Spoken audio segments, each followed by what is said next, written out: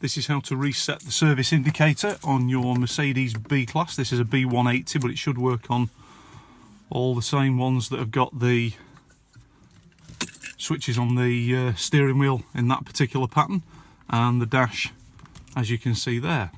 Right, start with doors and windows, bonnet and boot all shut, key in position 1.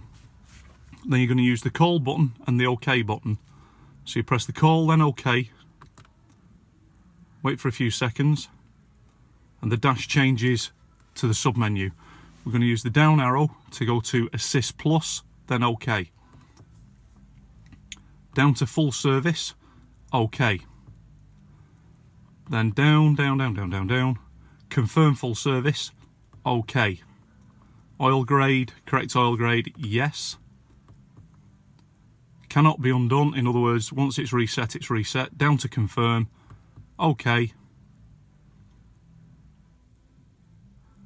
Full service completed. Ignition off.